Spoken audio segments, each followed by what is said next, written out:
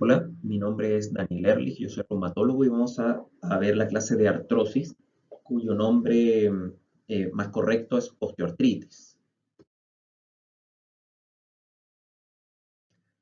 En relación a generalidades, podemos decir que la artrosis es un trastorno degenerativo de las articulaciones que no solo compromete el cartílago articular, y eso es importante tener en cuenta, sino que todo el tejido periarticular, o sea, el hueso subcondral, la membrana sinovial y los elementos de soporte. Por lo tanto, la artrosis fisiopatológicamente es una insuficiencia articular. No es solamente el cartílago articular el comprometido, es el más característico, pero son muchas otras estructuras las que se ven afectadas. ¿Qué implicancias tiene la artrosis? Es que es el cuadro reumático de mayor prevalencia por sobre los 65 años, o sea, en el adulto mayor, siendo la segunda causa de incapacidad permanente después de las enfermedades cardiovasculares. Ahora, sobre los 75 años, de los 75 años, hasta el 95% de hombres y mujeres presentarán algún signo de artrosis de alguna localización. Así que es algo esperable, algo que vamos a ver en los adultos mayores, sí o sí. Si nos adentramos en la microscopía del cartílago articular, podemos ver que el colágeno forma una red que sostiene los proteoglicanos. Ven ese proteoglicano unido a un ácido hialurónico, que a su vez el proteoglicano está formado por la proteína agregada, el condroitin sulfato y el queratan sulfato. Como ven ahí en rosado, dice el recambio de los proteoglicanos es mucho más rápido que el del colágeno, y el agua cubre todos los espacios del armazón del colágeno y proteoglicanos, y eso le da al cartílago una gran resistencia a la compresión. Esta es la normalidad y por eso quiero hacer hincapié en la normalidad para que después entendamos la patología de la artrosis. ¿Qué ocurre con la edad? Yendo de arriba hacia abajo, el cartílago senil disminuye el número y la actividad de condrocitos, así que ya sabemos que vamos a tener algunas alteraciones que son esperables con la edad. En el cartílago senil también disminuye la concentración, el tamaño y la capacidad de agregación de los glucosaminoglicanos. En el cartílago senil disminuye el contenido de agua, por lo tanto es un cartílago menos resistente a la compresión, y en el cartílago senil aumenta la relación queratán-condroitin sulfato. Por lo tanto, podría tener lógica aportar condroitin sulfato a los pacientes con artrosis, en teoría por lo menos. Ahora, es bueno saber que un cartílago senil no es lo mismo que un cartílago artrósico, o sea, si bien la edad es el principal factor de riesgo, obviamente que existen otros y tener un cartílago envejecido no es lo mismo que tener artrosis. Así que vamos a necesitar algunas otras cosas más que nos van a explicar por qué algunos pacientes hacen una artrosis más severa que otros, siendo todos adultos mayores, y por qué hay pacientes que siendo más jóvenes hacen artrosis igual. Esta tabla muestra los factores de riesgo para artrosis de cualquier articulación en general. La edad ya sabemos que es la más importante, el género es importante, las mujeres en especial en rodilla y manos, la raza, la predisposición genética que puede afectar a cualquier articulación, la obesidad, en especial de rodillas.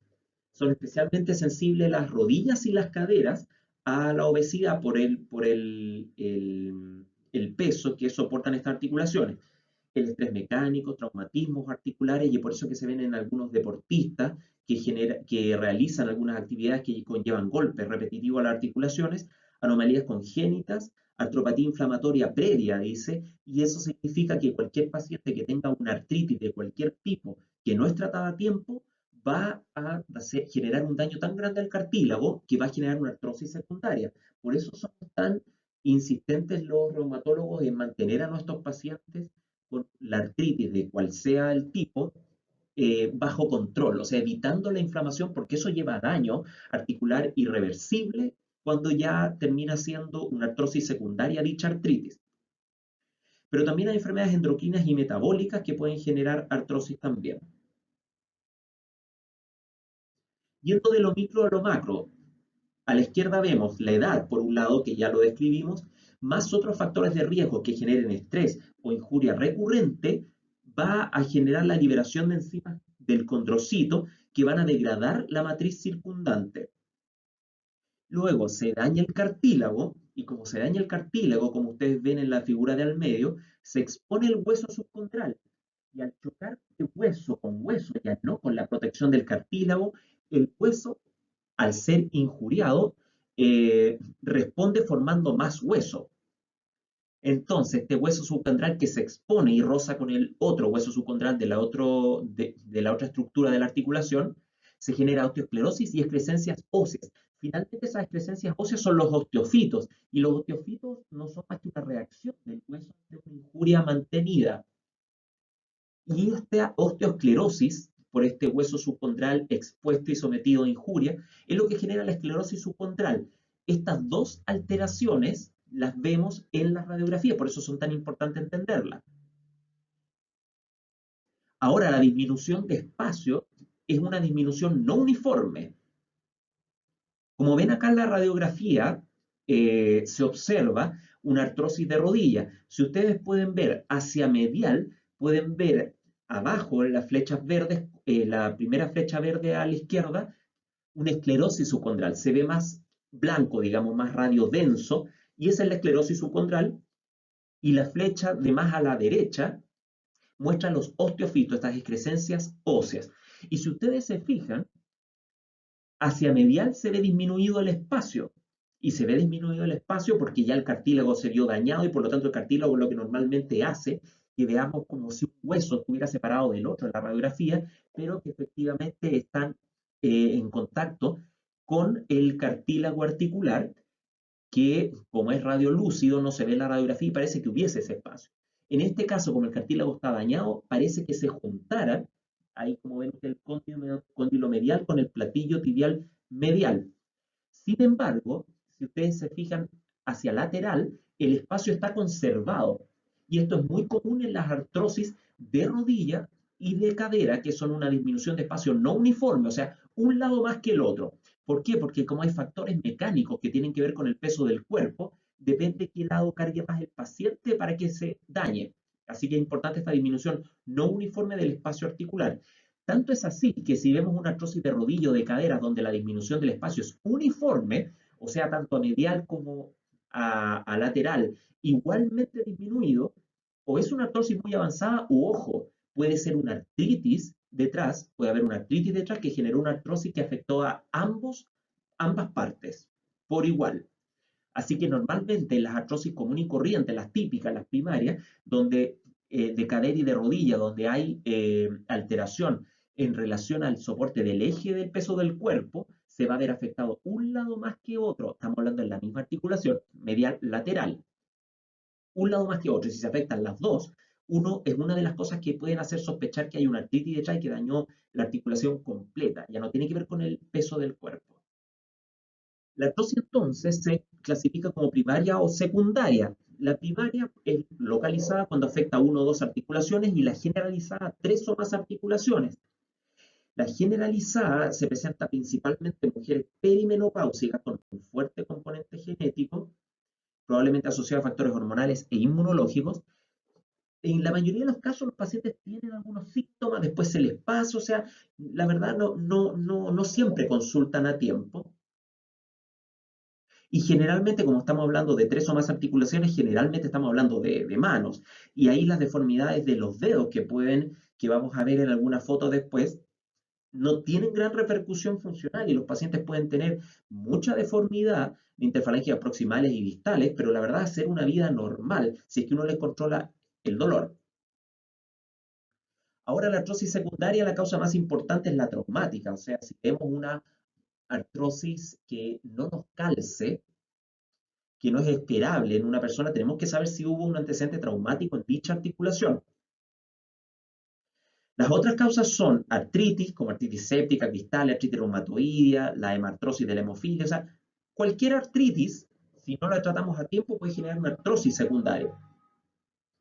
Enfermedades metabólicas como la hemocromatosis o la enfermedad de Wilson, enfermedades endocrinas como el hipotiroidismo, el hiperparatiroidismo o la acromegalia, enfermedades estructurales como displasia congénita de cadera, ya que todavía vemos pacientes que tienen el antecedente porque estaban en zona rural y no se le hizo la pesquisa que se le hace a, a, a los lactantes, o pacientes donde ya más ancianos que tienen el antecedente y que nunca le hicieron la pesquisa porque no existía la pesquisa, digamos, la radiografía de cadera típica que se le solicita a las guaguas, es justamente para pillar la displasia congénita de cadera, para detenerla ahí, tratarla ahí y evitar que eso termine siendo una artrosis a largo plazo.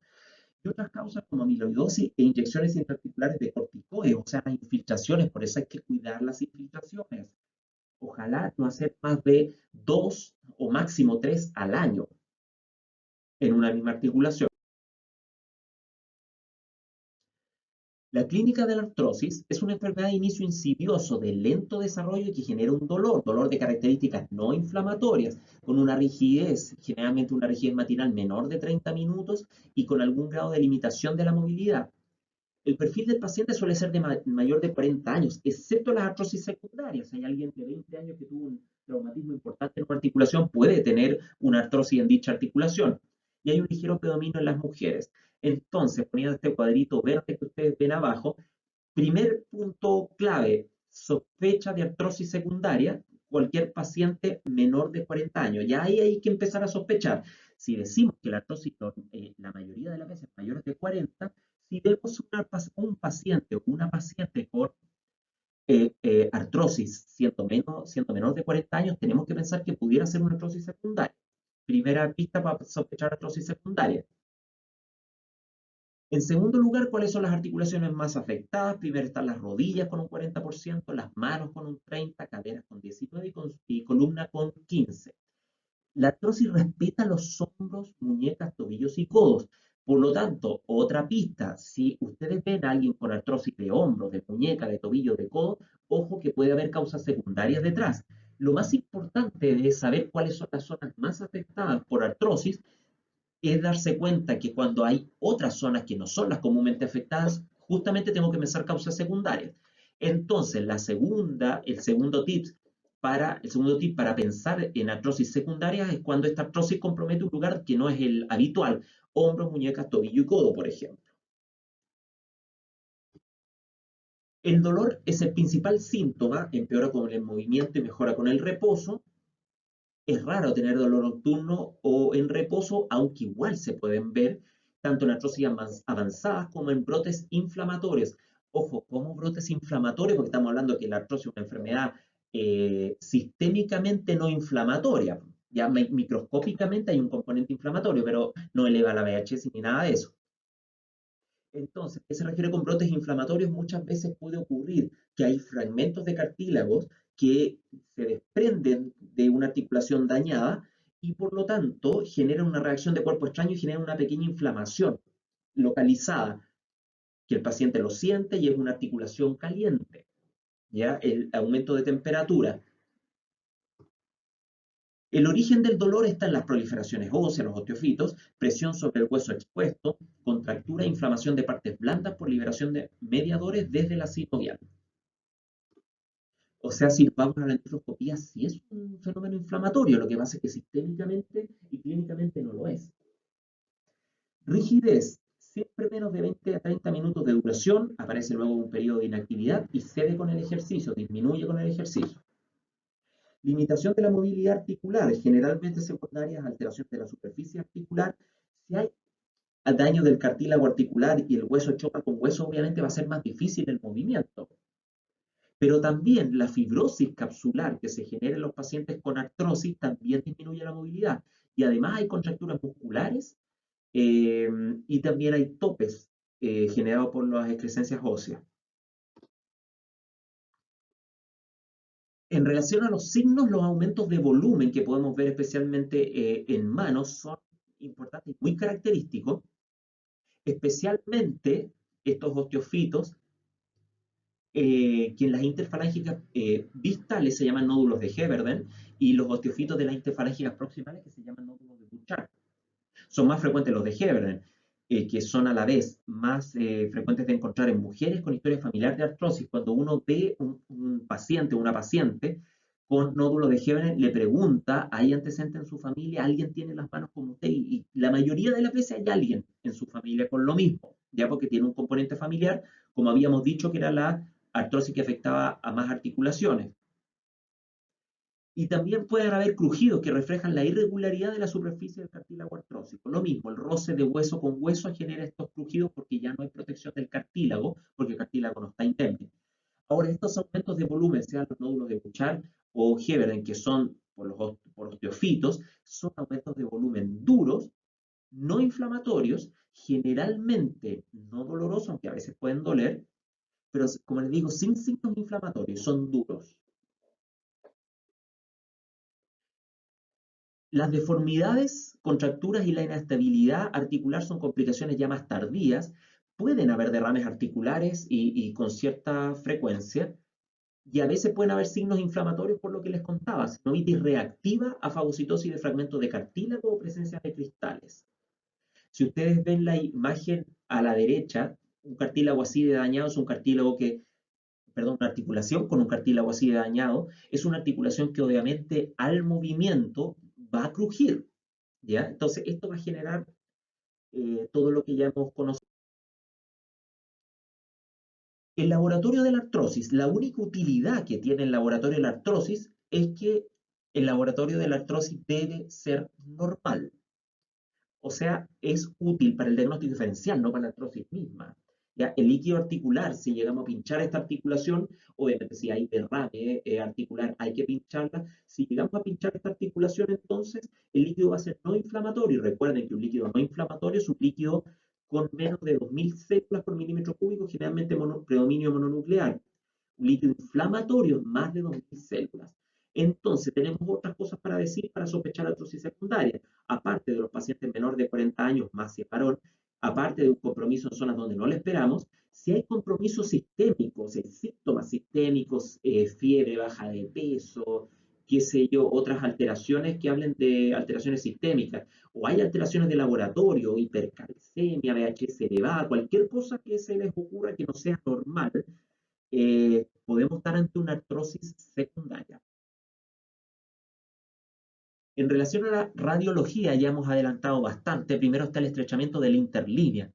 Si se pierde el cartílago articular, obviamente se disminuye el espacio que hay entre una articulación y otra, espacio que veíamos en la radiografía, por defecto ocupado por el cartílago articular. Si ya no hay cartílago articular, se ve el hueso más cerca del otro. Entonces se reduce el espacio articular. Hay esclerosis del hueso subcondral, como podemos ver en las imágenes. Pueden haber geodas o quistes yuxarticulares que se ven más en cadera. No hay desmineralización ósea y no hay osteopenia yuxarticular como en la artritis reumatoidea, o sea, un hueso que debería tener una densidad ósea a la radiología y que impresione normal. Ahora, en la artrosis avanzada podemos encontrar grandes deformidades y subluxaciones. Ahora, el signo más sensible desde el punto de vista radiológico son los osteofitos, ya que los demás signos rara vez ocurren en ausencia de los osteofitos. Si ustedes se fijan en la radiografía a la derecha, la superior, se ve osteofitos, esclerosis subcondral y disminución del espacio de la interlínea, del espacio articular. Y como lo comentamos delante, en este caso afecta más a medial que a lateral. O sea, es la típica artrosis primaria de rodilla en relación al peso del cuerpo.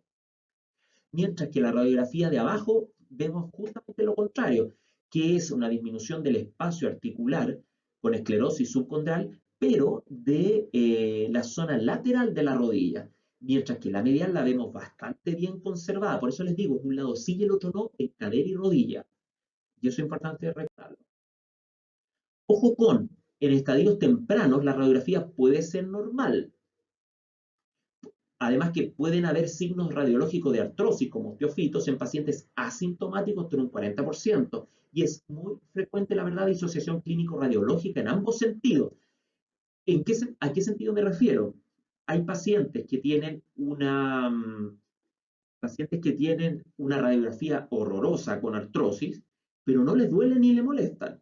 Y otros pacientes que tienen, por ejemplo, unos nódulos de Heberden, están con mucho dolor, uno sabe que tiene artrosis y la radiografía muestra apenas artrosis o no muestra nada. O sea, la disociación clínico-radiológica en reumatología donde más la vemos es en artrosis, ¿ya?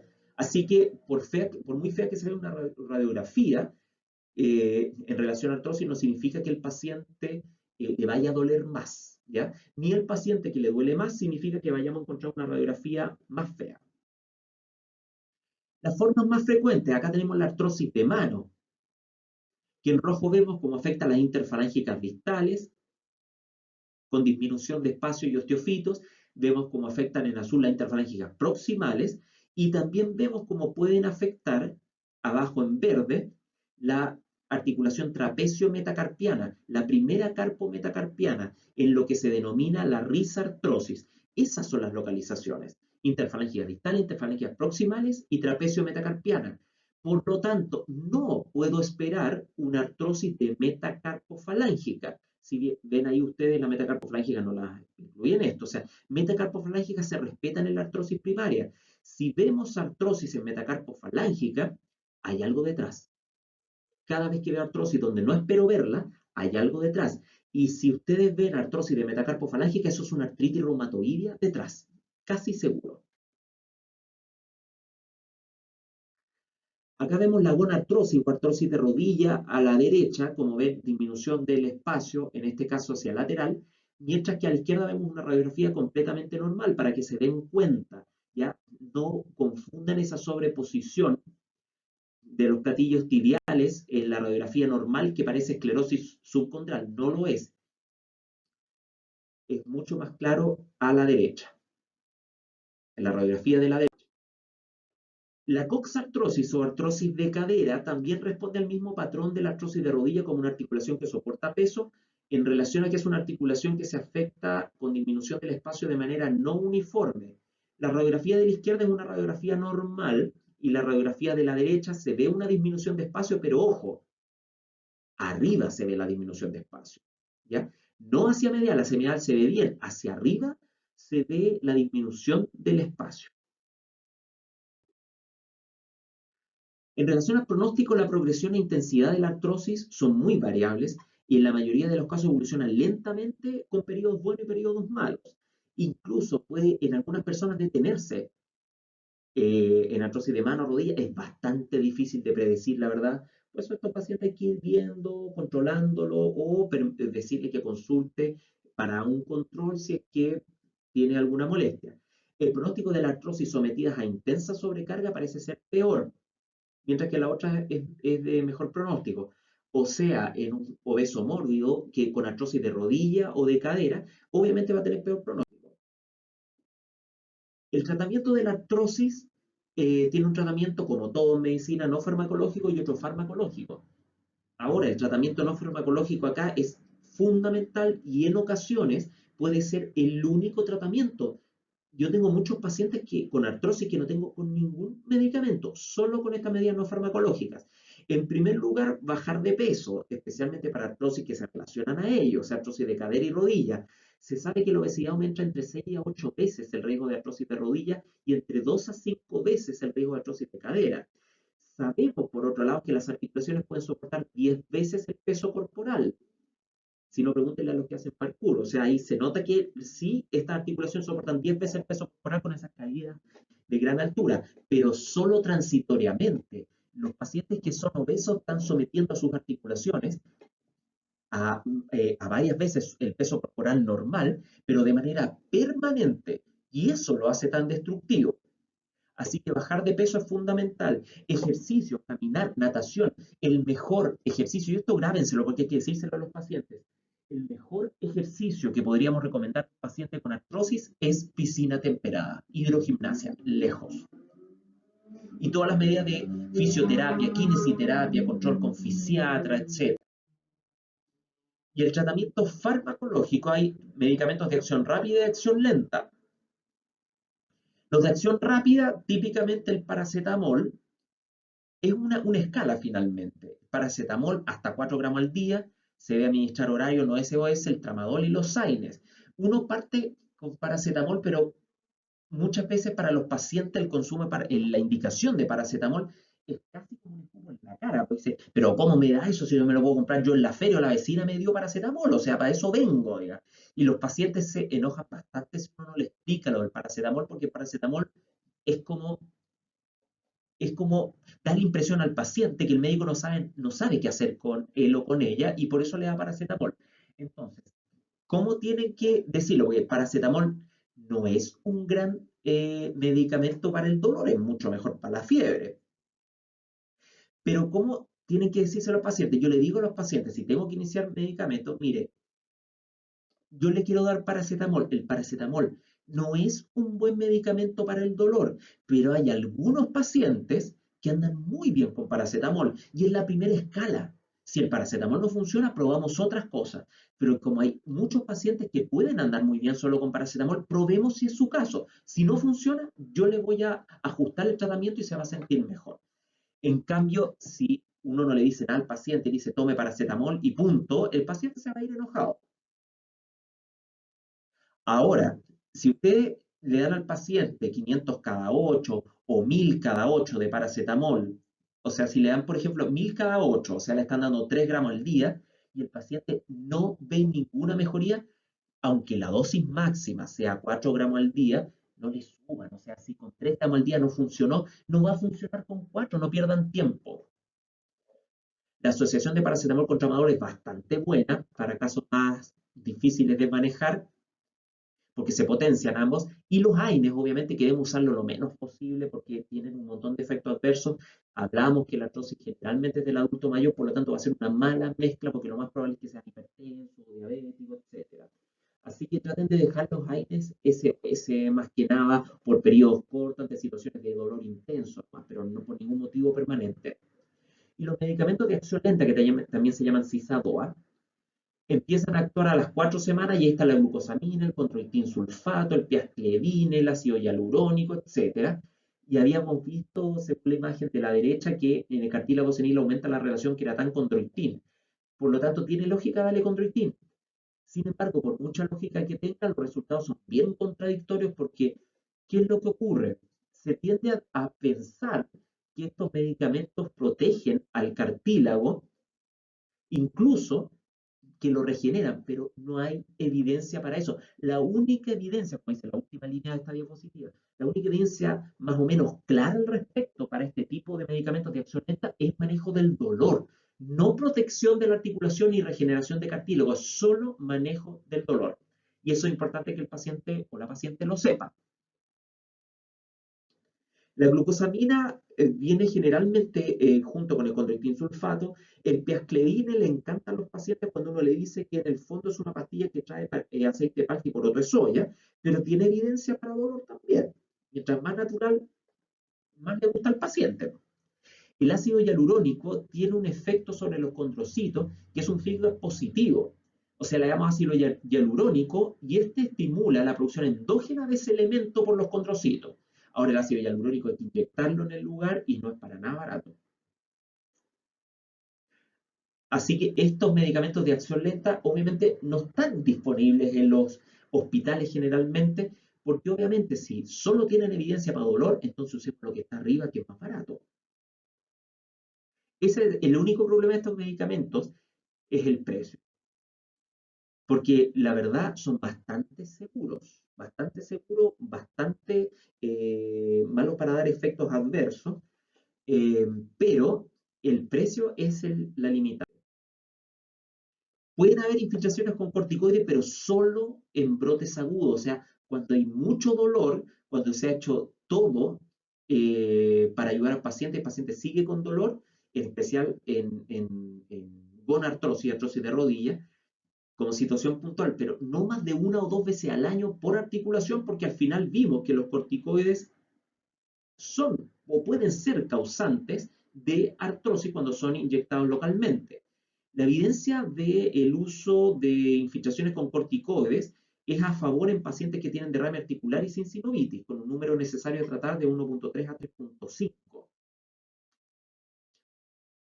Las guías clínicas chilenas al respecto, la guía del MinSal, consideran como GES a los pacientes que tienen 55 años o más y tienen artrosis de cadera y o rodilla leve a moderada. Ahí están los 4 puntos para que ustedes se fijen cuándo es leve o moderado. O sea, si el paciente tiene 54 años, sonamos porque no cae en el GES. Pero bueno, es complejo eso, pero obviamente había que poner un límite. Entonces, todo paciente mayor, mayor o igual a 55 años que tenga artrosis de cadera y o rodilla leve a moderada cae en el GES. ¿Y qué incluye el GES para estos pacientes? Paracetamol, me da gracia, podríamos decir, pero bueno. AINES, diclofenaco, ibuprofeno, pero ojo, Celecoxib también, que es un antiinflamatorio mucho más seguro porque es un COX-2 específico. Ahora, esto parece hermoso, pero sinceramente le dan en la práctica a los pacientes por el GES un par de Celecoxib para todo el año. Entonces, no es tan maravilloso como uno quisiera. Opiáceos como el tramadol están incluidos en la guía clínica, omeprazol también, porque obviamente si le damos diclofenaco y ibuprofeno, demos omeprazol también. Hoy uno evita completamente el diclofenaco y ibuprofeno, son de los aires menos seguros que existen. Y también incluye la infiltración, pero solo a nivel hospitalario, de especialidad. Y el tratamiento quirúrgico de la artrosis, porque uno dice, si una articulación está desgastada y eso no lo puedo revertir, entonces le cambio la articulación y parece súper sencillo, pero es una gran cirugía y ponerle una prótesis a los pacientes. Entonces, esta es la segunda parte del GES. El GES incluye la cirugía solo para artrosis de cadera y solo si el paciente tiene 65 años o más y la limitación funcional es severa. En ese contexto, el paciente entra en el GES para reemplazo de reemplazo articular con una prótesis de cadera. Si el paciente tiene 60 años, con lo cara que es esta operación, con lo cara que es la prótesis, tiene que esperar 5 años más con medidas farmacológicas, rehabilitación, para optar a cirugía si es que fuera una artrosis severa y fuera esto necesario.